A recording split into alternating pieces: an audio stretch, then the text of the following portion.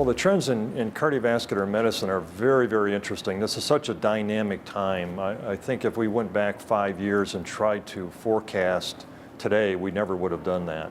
So the trends are really amazing. When I look at integration is probably the biggest topic today. Clearly, when you look at some of the survey data that we have of our members, so far about 15% of our members have integrated, but another 45% tell us they're likely to integrate within the next year and a half or 2 years. So clearly that's going to change the landscape of cardiology. Private practice cardiology, as we know it today, is really going to diminish, and groups are partnering with the hospitals at a very increasing rate. Another thing that has really impacted the landscape is the amount of regulation and laws that have been passed by Medicare, and also some of the opinions of MedPAC and other members in the administration have had a big impact. So the result of that is obviously healthcare reform legislation, but also the changes to the fee schedule for cardiology have been just absolutely devastating to private practice cardiology, and that's what's driving a lot of this. So today, when you look at cardiology, I think many of the groups are really focused on the financial issues because of the tremendous pressures. For those groups who have chosen so far not to integrate, and clearly some groups say they will never integrate, one of the trends that we're seeing is some of those groups are retrenching, and it's almost a panic mode. They're not hiring new physicians, they're laying staff off, they're reducing benefits, reducing pay. It's a complete retrenchment. And a very wise man once said, "You'll never save yourself into prosperity." And so I'm of the opinion that if you're not going to integrate, or if you're in between, you have yet to integrate, you still need to attack the business. You can't simply retrench and expect to improve. You can't wait for the savior. It's not going to happen. We know that we've been dealt a hand with significantly decreased reimbursement, lots of other issues to deal with. That's probably not going to change very dramatically. So we have to learn how to manage within that environment now. And you're not going to do it well by trying to shrink your practice. You've got to aggressively look for other revenue opportunities, for efficiencies within the practice. Clearly, there are lots of opportunities for efficiencies, and of course, managing your overhead effectively. And I think Paragon can really help identify some of those issues that can be addressed. Well, clearly, one of the things that has evolved over the last 5 to 10 years is clinical co-management agreements with hospitals. And some private practices have gotten into the business of approaching their hospital partners and saying, "We'd like to manage the cardiovascular service line. We'd like to get involved in that." Now that integration is accelerating, more groups are looking at clinical co-management agreements. Even groups that are not integrating are understanding they've got to partner with the hospital, whether or not it's in a full integration where they become employed and they sell their practice or lease their practice.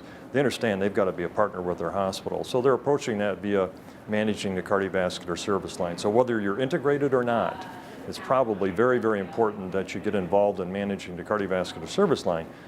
I think Paragon Health can play a very important role when it comes to developing the cardiovascular service line clinical co-management agreements. Clearly, as I mentioned, you need to have the leadership and the desire, and included in that are a lot of skills, skill sets that perhaps many groups really don't have. And I think that Paragon Health has that skill set to be able to come in and help you develop that program and train people so that you can effectively manage the cardiovascular service line.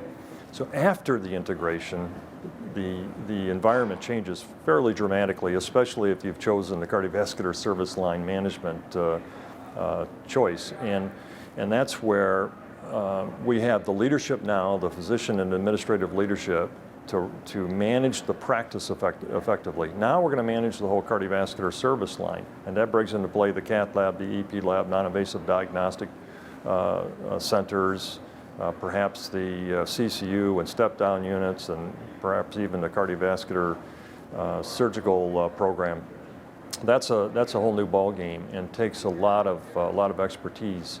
So it's a big transition. You need to be prepared for that, and that's where we think Paragon can provide some real insight into what those demands are and how you approach those demands.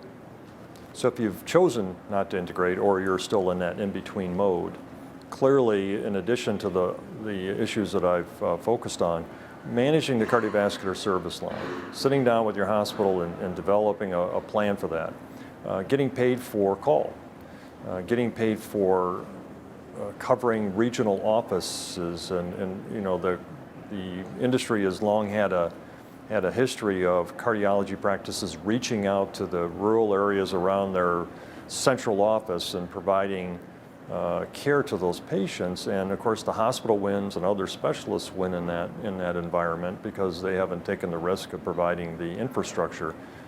Cardiology practices can work with the hospital to develop an agreement whereby they get paid to go do those services on an hourly basis regardless of how much business is there. So it takes away some of that risk. So accountable care organizations are going to play a big role, I think, in the future in cardiology. And getting paid for an episode of care is going to be very important for the cardiology practice, and probably the best example is heart failure, how we manage heart failure. So if we get paid for that episode of care, we're no longer going to get paid on a fee-for-service basis. So it behooves us to learn how to do that and do that very well. And there's some technology that can come into play, some really new technology, as a matter of fact, that's just being unveiled that will probably help. But principally, it's going to be having the right process set up so that we manage that patient very carefully, keep that patient from being readmitted, which really is a big win for the hospital, because anytime a patient, as you know, gets readmitted within 30 days of a heart failure discharge, the hospital does not get paid.